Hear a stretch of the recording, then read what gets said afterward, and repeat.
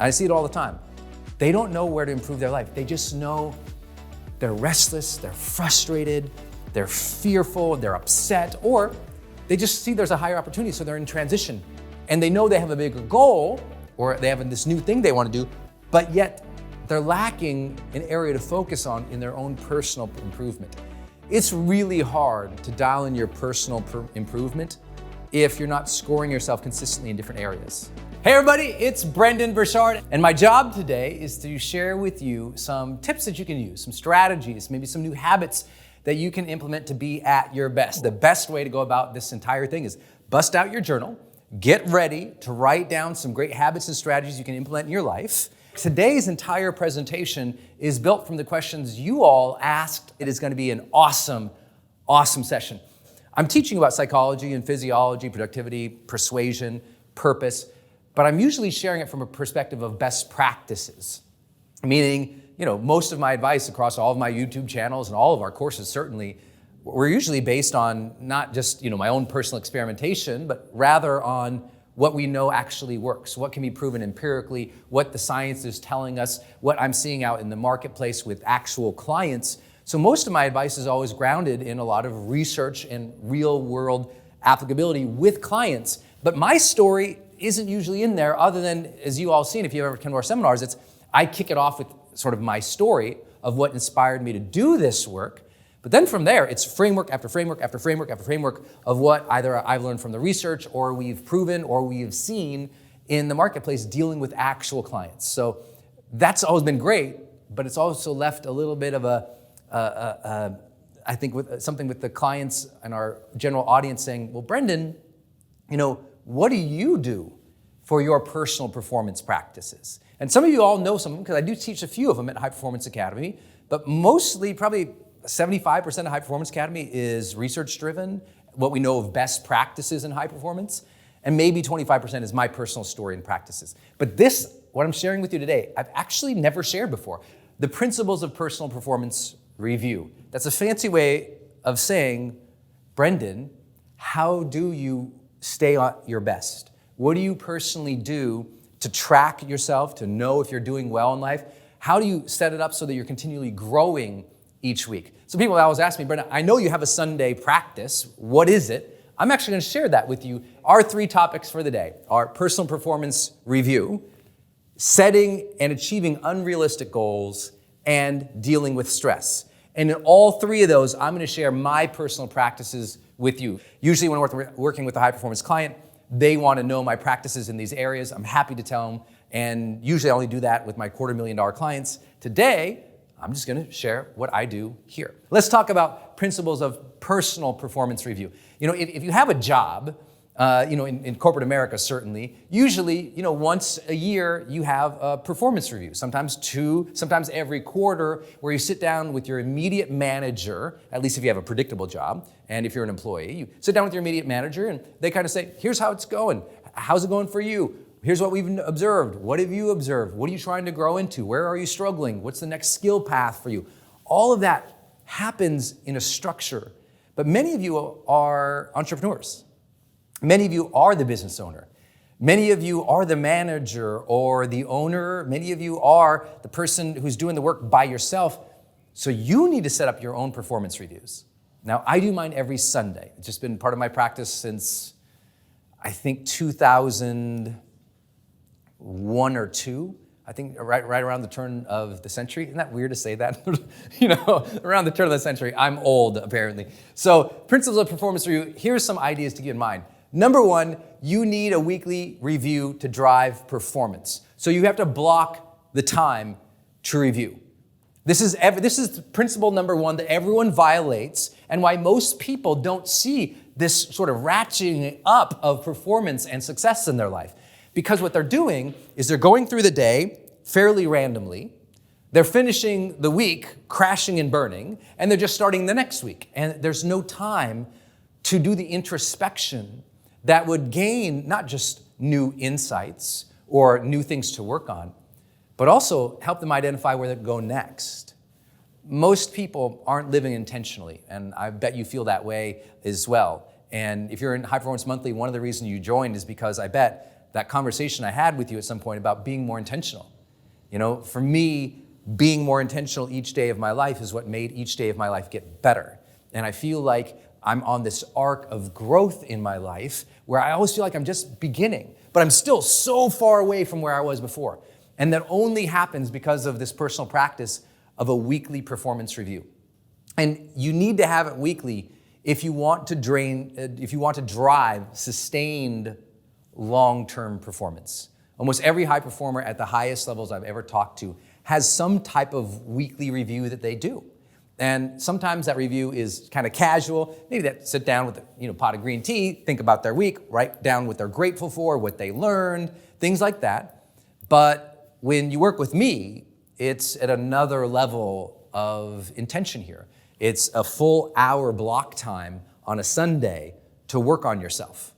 And most people won't take that because, on Sundays, catch-up day, it's family day, it's picnic day, it's rest day, it's Netflix day these days for people. And matter of fact, most Americans are still clocking in over 4 hours of television on Sundays.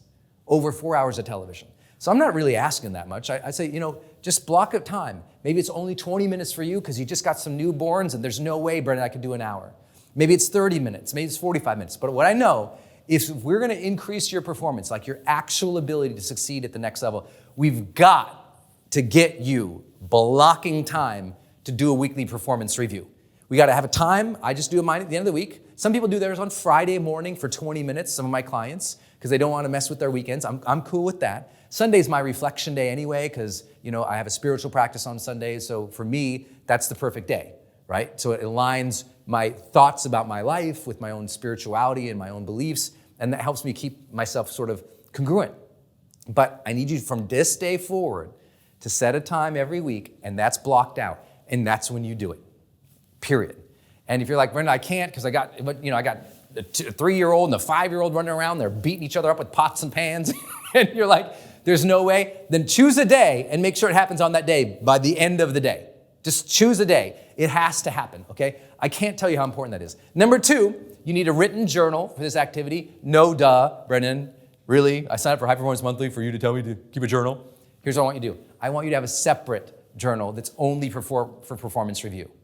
That's all it is. It's a journal that no other thoughts, no writing, no randomness, no diary, no gratitude journal. That doesn't live in your performance journal. Your performance journal is for you to learn how to become more of a weapon in life so that you gain greater self-mastery at what you're doing. It's not for sketching. It's not for anything else. It's not for even diary. I want it just for these performance reviews, okay? Number 3, score everything. Okay, the basis of real growth in performance comes down to scoring. Because it's just like if you're gonna go work out and you're trying to be able to lift more weight. If you go in the gym and you just have the intention to lift weight and it's more weight every single time, apparently this is the universal move for weightlifting. I have no idea what that would actually accomplish. But if you go to the gym and you're trying to weightlift even more and you just say, I'm gonna lift heavier each time, but you're not tracking how much you lift last time, how many reps, how many sets, then there's no way you're actually gonna have a steady growth period at all. There's no way you're ever gonna have an exponential growth for sure. So you have to score it. So here's what I'm gonna have you do. All I'm gonna ask you to do is score yourself on 1 to 10 in each of these areas, okay? 1, you suck that week. You had a bad week at it. It was no good.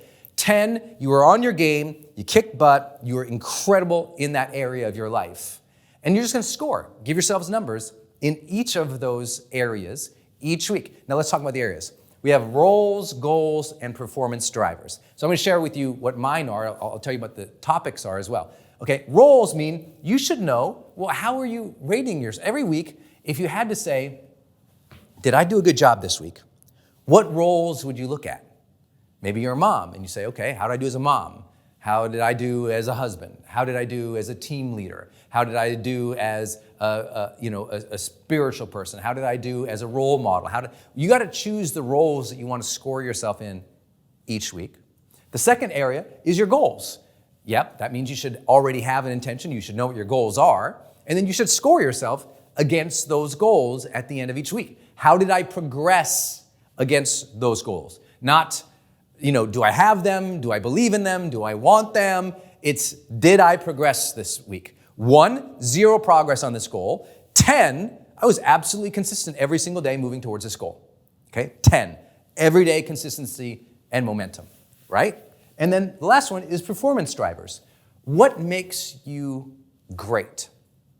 Like, if you've ever been to one of our masterminds, I'll often ask the mastermind to write down 5 of the things that made them most successful in life. And then I'll ask them to score themselves in each of those 5 areas. And that's what I want you to think about too, okay? So what makes you most successful? What is it? If you really had to identify what drives your highest levels of performance, like getting the best of yourself, what would those 5 things be? Those are what we're going to call performance drivers, okay? So we're going to score ourselves in each of these areas, and I'll share with you mine as an example, and then that's just basically how we are guiding the week. So every week on a Sunday, I block my time to do this, I keep my written journal, and then I score myself in these areas. Okay, so let me walk you through my areas, okay? My roles. These are the areas that I score myself on each of these in a score 1 to 10. Husband, son, brother, leader, creator, and inspiration. So every single Sunday, I have a guilt fest. It's awesome. I'm Catholic. No, I was raised Catholic, but I'm not anymore. Okay, but let's walk through this. This is how I score myself. As a husband, this week, 1, I was a dirty, mean, horrible bastard. 10, I was awesome, winning points all week, every single day. Which one? How'd I score 1 to 10 as a husband? Okay, how about as a son? How about as a brother, as a leader? So here's the thing. These have been my roles. I've been measuring myself for, 4 or 5 years. And so these specific roles. And so I've got my scores going all the way back for 4 or 5 years on how I've done in each of these areas. And you know what it did? It made me more intentional in each of these areas. Because the nice thing is, with scoring yourself in roles, our roles in life are tied to our identity. Our identity forms our intentions, and our intentions form our initiative. You follow? Too many people just focus on initiative each week, and what I do psychologically is I back it up. I go, okay, intention, and I come back all the way identity. Your roles, that's tied to your identity. Does this make sense? So I want you to start scoring yourself. These might not be yours, but you should know your roles. So if I ever meet you on the street, I'm going to say, what roles are you scoring yourself on? And I hope that you have an answer. And after a period of time, you just get used to it. Creator, did I actually create new content this week? Because my career is tied to this. So you might have a role where your career is tied to. I also score myself on, do I feel like I'm living an inspired life? Whatever way that means for me, you might have your own definition. For me, do I feel like I'm living my message? Am I being congruent with what I believe? Did I do something this week that inspired somebody? These are the things I measure myself on. They become my intentions, they become my initiatives become my habits, and they form who I am. It's so simple. Honestly, if you've never done this before, just doing this one simple thing will completely transform the quality of your life after, I swear, just like 3-4 weeks. Because most people are so unintentional. Is that a word? Unintentional? Maybe not. They're lacking intention in the roles that they play each week, okay? So those are my roles. Then my goals. Here's how I do my goals, okay? If you've been to High Performance Academy, you know every single month I set a personal goal for myself. So that's my monthly personal project, okay? I am a project. I'm a human in motion trying to get better. So at the first of every month, the very first day of every month, I sit down with my journal and say, what am I going to work on this month, okay? What am I going to work on this month? And, I think I often joke that patience has been a monthly personal project for me probably, 40 some plus months, because I have to teach myself. I grew up in an environment where no one was patient. And so I had to teach myself to deal with anger and frustration and restlessness and learn how to be patient in life, which was really hard. So that's been a monthly personal project for me. So if my monthly personal project is patience, I'll say, okay, on a scale of 1 to 10, 1, I was an impatient bastard. 10, I was Dalai Lama man, right up in that territory. That will help me figure out how I'm doing there. Then I measure myself on long-term projects. And these are the bigger things I'm going to be working to. If I have my ultimate ambition or my ultimate vision, the projects are going to get me there. And so these long-term projects, if you've been to my training or if you've read any of High Performance Habits, you'll know that there is this conversation about the 5 moves. So I'll know my 5 major projects or my 5 major moves moving towards my accomplishment of these projects, and I'll rate myself in each of those areas. And I might say, oh my gosh, Brendon, this is a lot. Now remember, I'm teaching you in real time. This might only take me a couple minutes sometimes, right? This is really fast because I do it every week. For you, the first time you're going to do this, it's going to be like, it'll feel like an all-day personal workshop. You know, it's going to take some time to think through these things. But after you've thought through these things every single week, for weeks on end, or months on end, or years on end in my case, it's just like, I know where I'm at right there. I'm right there. And it's increasing your self-awareness. As we increase your self-awareness, we increase your ability to become great. Okay? Then the last one is my vision. Am I living, because my goals are all tied to my vision, do I feel like I'm living towards my vision on a consistent basis each week? So that's a 1 to 10. So now you get the idea. Then the last area is performance drivers. Now, my performance drivers are the high-performance performance drivers, the stuff that we've proven from our analysis and data, and the things that now I've been teaching, some of it over the last 5 years, and some of it I just learned. But it's these different performance drivers: clarity, energy, necessity, productivity, influence, and courage. These are your performance drivers, okay? These are the things that make the greatest difference. So if you're trying to grow, and more importantly, you're trying to sustain long-term success, those are the most important things that will drive your performance. Seeking clarity consistently, generating energy consistently, raising your necessity right before a performance, right before an activity, increasing your prolific quality output, meaning your productivity, but a very specific way of focusing on productivity, developing more influence, and demonstrating more courage. Those are the performance drivers. Those, by the way, are the 6 habits in this book. You can see it even on the back of the clarity, energy, necessity, productivity, influence, and courage, because this is what the world's largest high-performance study kicked out. Now, if you've ever been with me, if you've been studying from me from a long time ago, you know I had about 4 of these down in lock.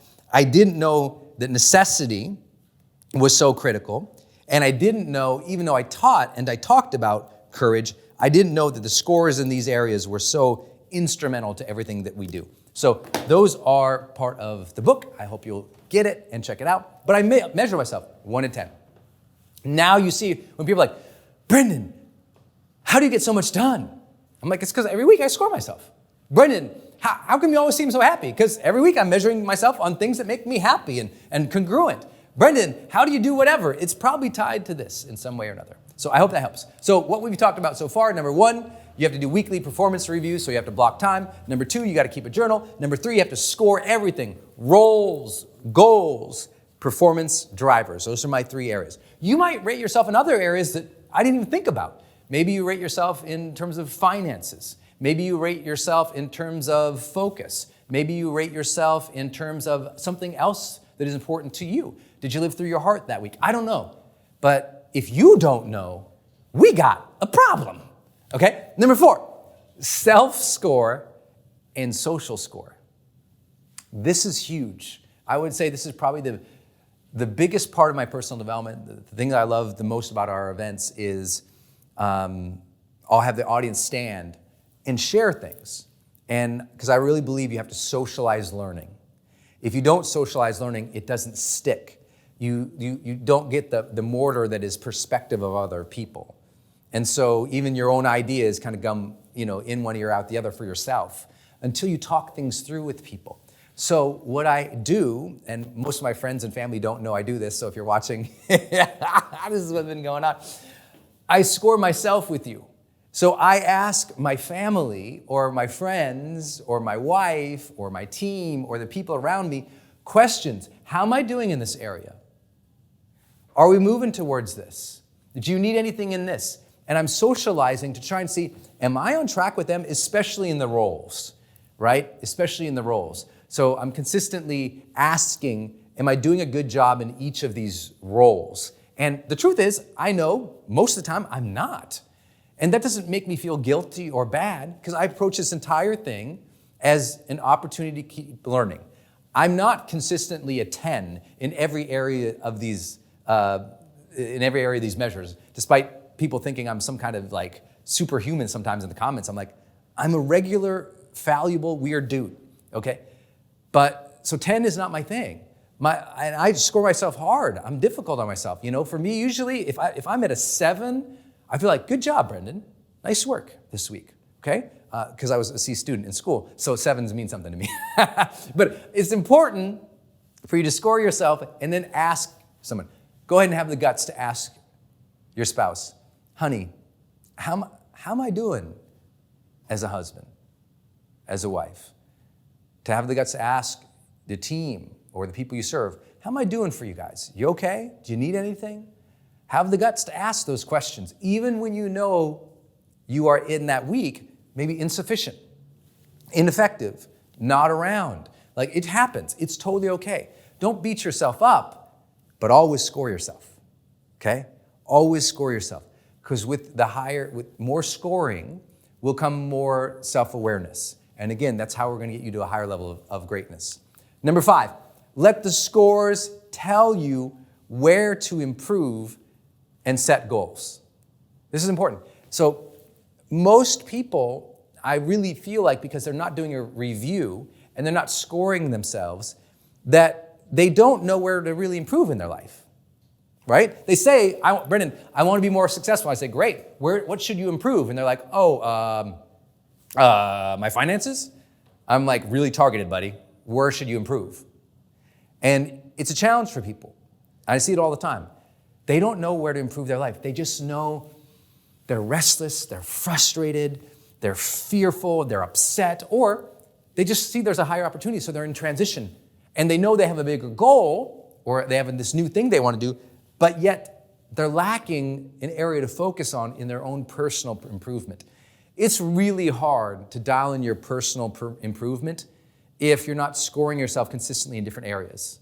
All I would suggest to you is you need a personal practice every week, and give yourself the gift of having that every week, blocking it out, keeping it in a separate journal so you can find it, versus like, where did I keep that journal about, the grocery shopping list? No, in one journal, and then look at it every week, and then get strategic of where you need to improve and where you need to focus each week. And I promise, over a period of time, you'll kind of do what my new favorite phrase is, weaponize. You'll learn to weaponize different parts of your life because you'll know where you're at. At any given time, I'm pretty confident and clear about where I'm strong each week and where I'm dogging it. That's only because it's practice. Okay, next big topic I promised to talk about, setting and achieving unrealistic goals. And I know I have so much to cover for you guys today. I went a little over on that, but it's passionate for me. Setting and achieving unrealistic goals. I love this one because my first lesson is this. Stop worrying about anything if it's realistic or not. Oops.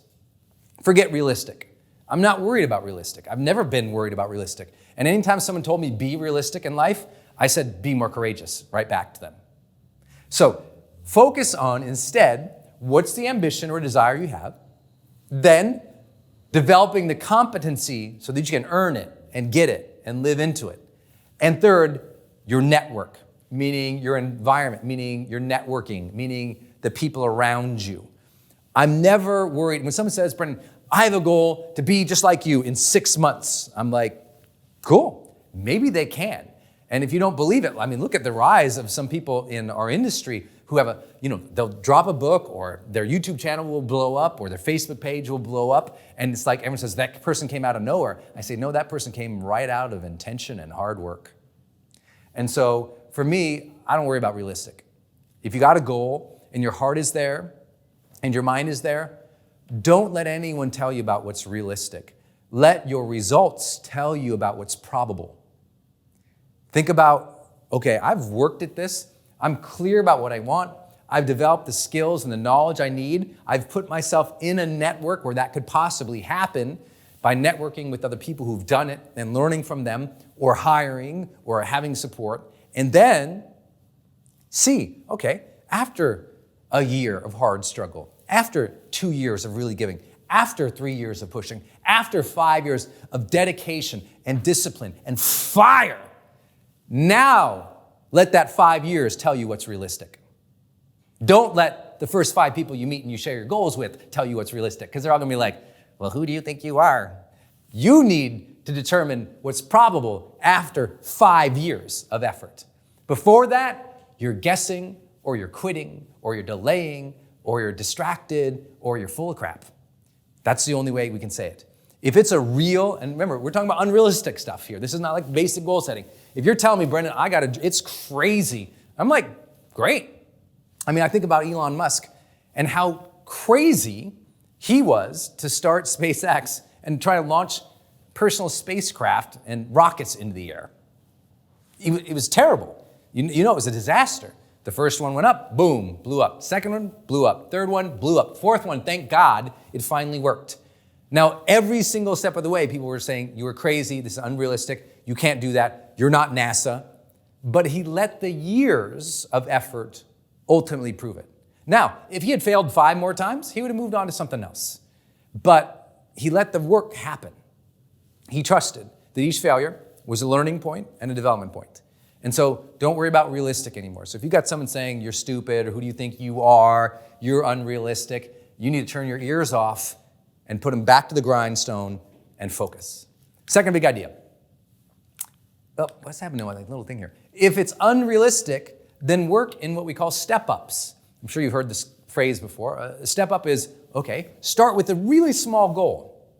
Like if you have a big vision and it's unrealistic, break it all down to the easiest moving components and work those easy ones, then step up to the next level of difficulty, then step up to the next level of difficulty. When you start setting those bigger goals, like don't feel like you need to, eat that whole whale all at once, Work those little things, nibble at it, work, nibble, get better and better and stronger and stronger. Next up, plot your 5 major moves, then work backwards and set deadlines. I think that one of the big compliments I've gotten off of High Performance Habits so far, there's a chapter in here on productivity. It's going to shake you up. It's one of my great friends, Danny, if you're watching, thank you, said it's the best chapter he's ever read on productivity ever anywhere. And he's a productivity guru.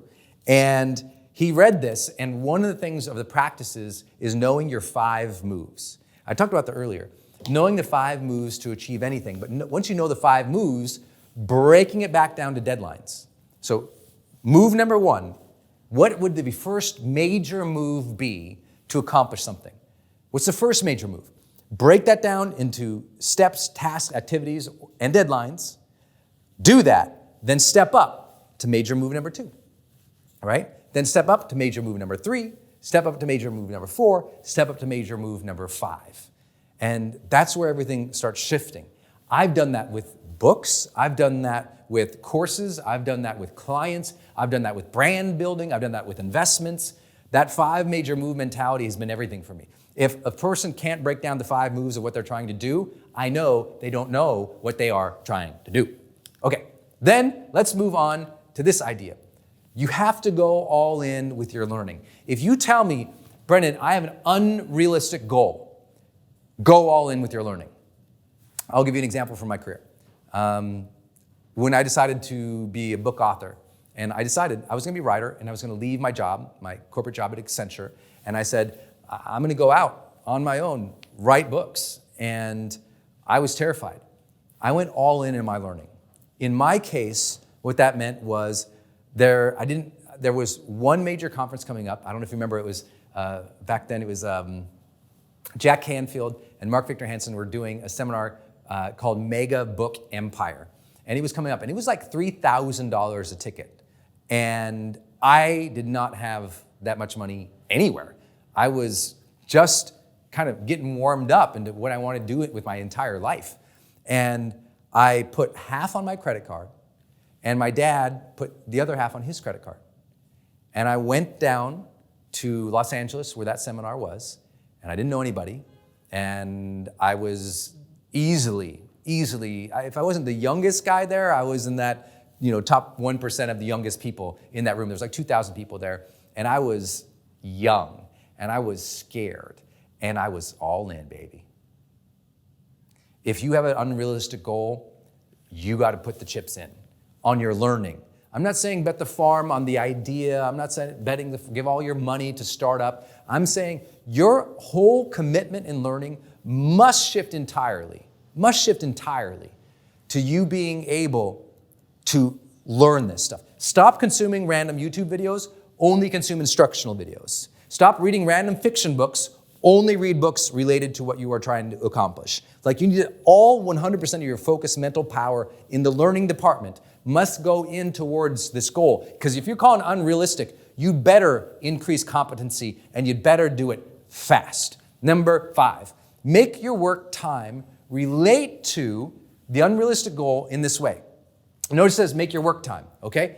50% is about those 5 moves. That means every single week, I want at least half the week moving towards those 5 major moves, okay? Half the week, you are focusing on that. The other 45%, you're managing and delegating. Even if you're a solopreneur, that means get a virtual assistant, at least hire some interns from your local art school, do whatever you got to do, but get an intern. If it's unrealistic, look, the message here is you can't do it yourself. If it's unrealistic, you need a team. I don't care if those are paid interns, unpaid interns, friends. I don't care if it's your cousin, the kid next door who's smarter than you on the technology. Okay, you need a team. And then 15% of your time networking in the industry in which that goal lives, right? Networking in the industry. And you'll notice, what do those add up to, people? That's right. You got to give 110%. That's it. You got to go beyond. If it's unrealistic, you can't just be like, I'm going to give 50% at this. Go. All effort. Let's go. If it's unrealistic and it's important to you, go. Now, some people say, well, Brendon, but you didn't do it that way, because it's true. You know, when I left Accenture, what I kind of did was try to figure out how on the side I could be making 20, 30% of my salary. And once I felt like I was confident I would be able to do that, then I made the big leap. But what I'm talking about here with these numbers is when you are in it, when you decide to go for it, when you made that transition and it's all in, I need 50% of the week. Notice there's nothing in here about watching Netflix. There's nothing in here about screwing. Look, you can still have family time. This says work time. But your work time, I want to know 50%. I want you to be able to show me, Brendon, 50% of this week, I worked on my 5 moves, or at least one of the major moves as I'm stepping up. Brendon, 40% of my time, I was talking with team, even if it's just virtual assistant or intern, I was leveraging other people and I was networking 15% of that time. Like, I was talking to people. That means at least one day or a quarter of a day, or a half day, you got to be just working the phones, talking with people in your industry, learning, asking for help, asking for favors, asking, talking, sharing, giving, but you got to get in the game. If it's unrealistic, you got to go for it. Okay, next up, 4 practices for rapidly decreasing stress. I promised at the top of this live webcast to talk about my performance review, to talk about unrealistic goals, and talk about stress. Let's talk about stress, and we'll do this really fast because I know you can do these things. You just need to start. Number 1, have a plan and expect chaos. Too many people are stressed because all day long they're dealing with uncertainties. And they don't like those uncertainties. And they don't like the things that they didn't anticipate. But I always say, but did you sit down and try to anticipate? But most people don't. What they do is they're just, oh my God, oh my God, oh my God, oh my God, all day. They're running around with their head cut off because there's no plan. There's no 5 moves. There's no performance plan like we talked about earlier. So they're all over the place. So they always feel stressed because they don't prepare, right? The more you prepare and plan, less stress. Then, when you expect chaos, no stress. I came in today, I was late getting here to the office, running around. We're just about to get going. You notice we started like maybe a minute or 2 late. That was because the first shirt I had, when we turned on the camera, it was wavy and weird. It had this goofy pattern. So I had to run all the way around the office, come back, put it on a different shirt. Let's go. Just chaos. I anticipate that. Today, there was problems in the traffic getting here. There's chaos. I anticipate it. It never knocks me off my game because I don't expect everything to be perfect, but I prepare. Number 2, release tension set intention. If you have not heard me talk about this, it's one of the hallmarks of the energy chapter in the new book. And this is all about taking time between major activities to close your eyes, repeat a mantra to yourself, release the tension from your body, and set an intention for the upcoming activity. What do I want to accomplish or achieve next? What do I want to experience and bring to this next activity?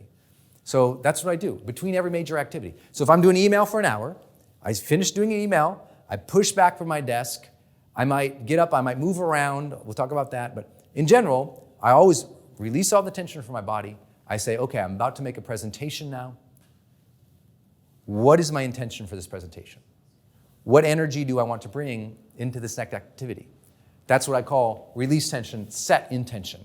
And it's a big practice in the new book because people wanted more examples about that's in there, but you get the idea because you've been with us for a while. Number 3, walk away and breathe, okay? If you're dealing with major stress, just realize the only way to recenter yourself is through your breath. It's always the fastest way. Most people don't breathe because they're just not aware of their breath. So if you find that that's true for you, make sure you get into a great yoga class, start taking some yoga, start doing some new breath work. Learning how to use your breath to power your body and your mind is everything. Like everything. Most people who end up exhausted at the end of the day, it's not just because they ate crappy food or they consumed crappy things that they should have had or their ups and downs because of the crazy amounts of caffeine. It's because they also aren't breathing. They're not breathing, and so they're not fueling the mind. The mind is depleting all day long. The brain literally is depleting all day long. If you don't have its oxygen high, you're in trouble. So sometimes I walk. If I'm super stressed, I just disappear.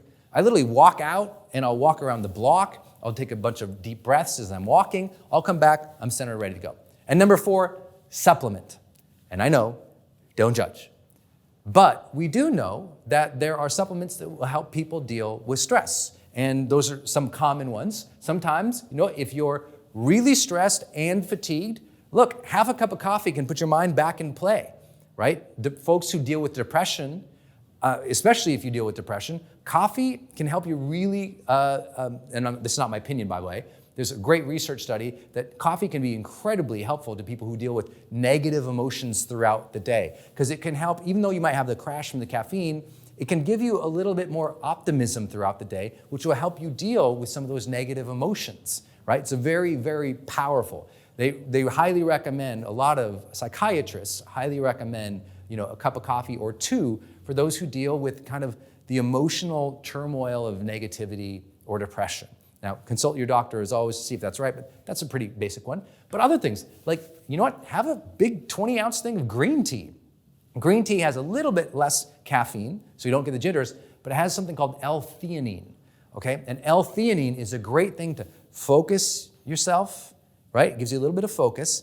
It also helps you calm down, okay? Helps you calm down a little bit. There's other things that you can take. Rhodiola, ashwagandha. Go on Google or go into Whole Foods and just look for the bottles that say stress relief on it. Just make sure it also doesn't make you tired, right? There's ways that can calm you down. My favorite of all time to keep my mental energy high and scientifically proven to drop cortisol as a side benefit is PS100. That's phosphacetylserine. I think I said that right. Phosphacetylserine, just PS100. That's a supplement. I have no association recommending it because it's generic. You can get it anywhere. And that helps increase neural communication speed, and helps you lower cortisol. So that's a good one for people who are dealing with high stress environments. Now, there's lots of other ones I'm sure you guys can recommend to each other too, so you're welcome to do that. Always consult your doctor or your healthcare provider before you change anything crazy and do something nuts. So I hope this has helped you. Thanks everybody for participating.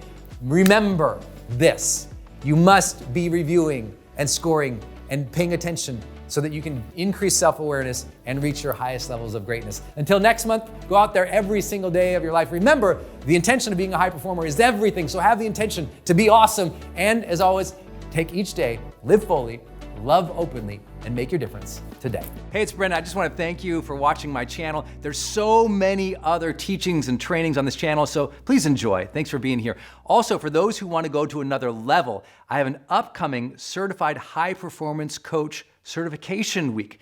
This is where I teach you and certify you to become a world-class life coach. We call them certified high performance coaches. You can click the link in the description right now to apply and to learn about our upcoming certification week. If you want to go to another level as a life coach and you want me to certify you and help you, make sure you click that link and take advantage of it right now. Enrollment is open today.